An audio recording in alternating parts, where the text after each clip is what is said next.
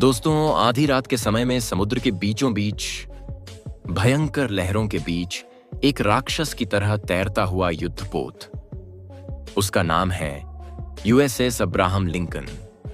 इसकी कीमत लगभग $20 बिलियन। इसके डेक पर सैकड़ों फाइटर जेट तैयार खड़े हैं। इसके चारों ओर अत्याधुनिक radar, missile defence system, electronic warfare tools. America दुनिया की महाशक्ति है, ये दिखाने वाला एक जीवंत प्रतीक। दुनिया के देश इसे देखकर कांप जाते हैं, ऐसा अमेरिका मानता है। लेकिन एक पल में आसमान से एक भयानक आवाज, एक मिसाइल आकर टकराती है। धुएं के बादल, आग की लपटें, और वो विशाल जहाज समुद्र की गहराइयों में डूब जाता है। ये कोई हॉलीवुड फिल्म का सीन नहीं है दोस्तों। ये वो भयावह दृश्य है जो ईरान अभी दुनिया के सामने खुलेआम दिखा रहा है। यह सिर्फ एक जहाज का डूबना नहीं है, ये अमेरिका की सुपर पावर इमेज पर हमेशा के लिए गहरा घाव लगाने वाला एक ऐतिहासिक मोड़ हो सकता है। उस मोड़ के बीच में खड़ा है ईरान, साहस के साथ, चुनौती देते हुए।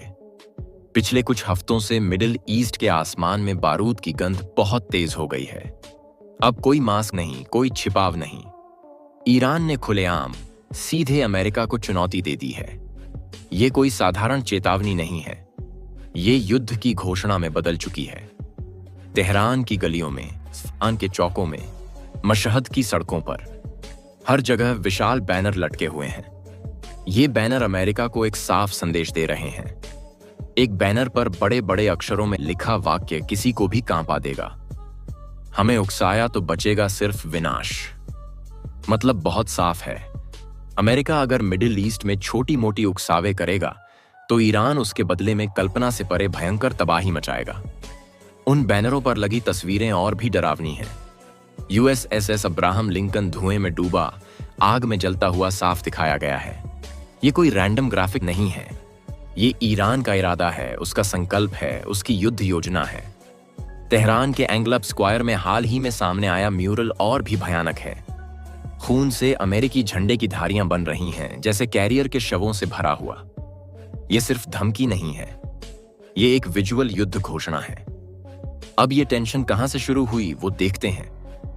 पिछले साल से ईरान इजराइल टकराव तेज हो गए हैं। ईरान समर्थित हिजबुल्लाह, हूती ने हमले किए। अमेरिका ने इजराइल को सपोर्ट दिया। ईरान के न्यूक्लियर साइट्स पर हमले हुए। इससे ईरान ने बदला लेने का फैसला कर लिया। जनवरी 2026 में USS Abraham Lincoln carrier strike group Arabian Sea में सेंटकॉम एरिया में आ गया। ये ईरान के लिए डायरेक्ट थ्रेट है। ईरान अब खुलकर बदला लेने की चेतावनी दे रहा है। ये कोई मामूली वार्निंग नहीं, ये फुल स्केल वॉर की धमकी है। अब तक ईरान छोटे ड्रोन, रिमोट मिलिट्री बेस को टारगेट करता था, लेकिन अब उसका टारगेट बदल गया है, सीधे अमेरिकी एयरक्राफ्ट कैरियर। क्योंकि ये कैरियर अमेरिका के घमंड और डर के सिंबल हैं।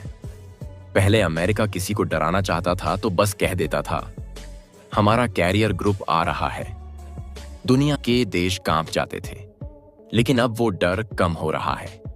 ईरान साफ कह रहा है, तुम्हारे घमंड को हम जमीन पर पटक सकते हैं, तुम्हारी अजेयता को हम तोड़ सकते हैं। अब असली सवाल यह है, क्या ईरान सच में एक अमेरिकी एयरक्राफ्ट कैरियर को डुबो सकता है, या ये सब सिर्फ बातों की बाजी, धमकियों की बाजी है? टेक्निकल रूप से देखें तो ईरान ने एक गेम चेंजर हथियार तैयार कर लिया है, हाइपरसोनिक मिसाइलें। ये मिसाइलें ध्वनि की गति से 5 से 20 गुना तेज चलती हैं, यानी रडार में दिखने के बाद भी सिर्फ 2 मिनट में टारगेट पर पहुंच जाती हैं। ईरान के पास फतह 1, फतह 2 जैसी हाइपरसोनिक बैलिस्टिक मिसाइलें हैं। फतह 1 2023 में अनवील हुई। रेंज 1400 किलोमीटर, स्पीड मैक 13 से 15। फतह 2 और एडवांस्ड है, हाइपरसोनिक ग्लाइड व्हीकल टेक्नोलॉजी के साथ रास्ता बदल सकता है, कम ऊंचाई पर उड़ता है, इजराइल के डिफेंस सिस्टम को भेदा है, ऐसा ईरान का दावा है। अगर एक भी मिसाइल लग गई तो जहाज डूबना तो दूर, अमेरिका की वर्ल्ड पावर इमेज पूरी तरह ढह जाएगी। अमेरिका के defence system, standard missiles, flank system बहुत शानदार काम करते हैं। SM-6 मिसाइल्स हाइपरसोनिक थ्रेट्स को काउंटर कर सकती हैं, ऐसे टेस्ट हुए हैं। लेकिन हाइपरसोनिक मिसाइलों की स्पीड, रास्ता बदलने की क्षमता, कम ऊंचाई पर उड़ने की टेक्नोलॉजी की वजह से बहुत सारे डिफेंस काम नहीं करेंगे। पर्शियन गल्फ के सीमित पानी में ईरान के क्रूज मिसाइल, बैलिस्टिक मिसाइल का खतरा और भी बड़ा है। एक भी मिसाइल लीक हुई तो लिंकन स्ट्राइक ग्रुप पूरा खतरे में पड़ जाएगा। दुनिया के मीडिया उस हेडलाइन से भर जाएंगे, अमेरिकी एयरक्राफ्ट कैरियर तबाह। उसके बाद अमेरिका से कौन डरेगा? शायद कोई नहीं। ईरान ठीक वही जगह चोट पहुंचाना चाहता है। अमेरिका का डर खत्म होना, उसकी अजेयता टूटना। इस पूरे ड्रामे के पीछे पर्दे में एक शख्स हंस रहा है, चीन के राष्ट्रपति शी जिनपिंग। क्योंकि अमेरिका इन कैरियर्स को सबसे ज्यादा साउथ चाइना सी में चीन को डराने के लिए इस्तेमाल करता है। अगर अब एक कैरियर मिडिल ईस्ट में तबाह हो गया तो चीन के लिए यह गोल्डन टिकट है। यह कैरियर अजेय नहीं है। यह साबित हो गया तो ताइवान मामले में अमेरिका की धमकियां कितनी काम करेंगी। चीन सोच रहा है, शायद चीन ईरान को फाइनेंशियल मदद, टेक्नोलॉजी मदद देकर इस खेल को बढ़ावा दे रहा है। रूस भी ईरान के मिसाइल प्रोग्राम को सपोर्ट कर रहा है। ये सिर्फ ईरान वर्सेस अमेरिका का युद्ध नहीं है, इसमें रूस और चीन की स्ट्रैटेजी पीछे से काम कर रही है। विश्व शक्ति संतुलन बदल रहा है। अब हमारे पुराने दोस्त ब्रिटेन की बात करते हैं। ब्रिटेन अपने टाइफून फाइटर जेट्स को कतर भेज रहा है। अमेरिका के साथ मिलकर युद्ध में कूदने को तैयार हो रहा है। लेकिन ब्रिटेन की इकोनॉमिक हालत कैसी है? लंदन की सड़कों पर हजारों बेघर लोग सो रहे हैं। अपराध दिन ब दिन बढ़ रहे हैं। पिछले कुछ सालों में हजारों करोड़पति देश छोड़कर चले गए। अपने लोगों की सुरक्षा भी ठीक से नहीं कर पाने वाला देश अब मिडिल ईस्ट में अमेरिका की मदद कर रहा है। ये शायद ब्रिटेन के पतन से पहले की आखिरी कोशिश है। इतिहास में ऐसे देश बहुत आए, दूसरों के लिए खोदी खाई में खुद ही गिर गए।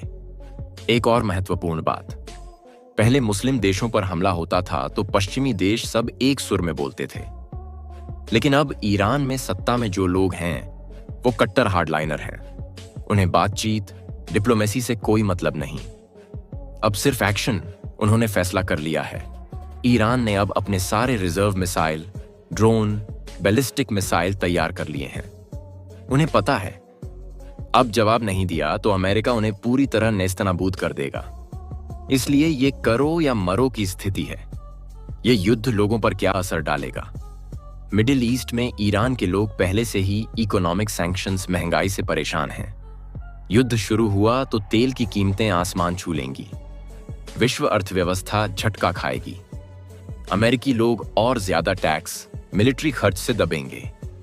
ईरान के लोग मौतें, तबाही देखेंगे। ये एक देश के घमंड के लिए पूरी दुनिया को डराने का खेल है। दोस्तों, एक सच्चाई याद रखो, अफगानिस्तान से अमेरिका निकला उसी दिन उसकी सुपर पावर वाली सूरत टूट गई थी।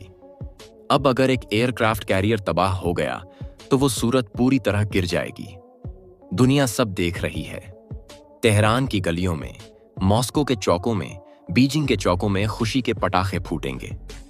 अमेरिका के पतन का मजा वो सबसे ज्यादा लेंगे। अब तुम्हारे लिए एक सवाल, क्या ईरान हाइपरसोनिक मिसाइल से अमेरिका के सबसे एडवांस्ड डिफेंस सिस्टम को चीरकर एयरक्राफ्ट कैरियर को सच में डुबो सकता है? या अमेरिका अभी भी अपनी ताकत दिखाकर बच निकलेगा? तुम्हारी राय क्या है? कमेंट में जरूर बताओ। ऐसी गहरी, साहसी जियोपॉलिटिकल एनालिसिस के लिए हमारे चैनल को सब्सक्राइब करो, बेल आइकन दबाओ, अपडेट्स मिस नहीं होंगे। जय हिंद, जय भारत।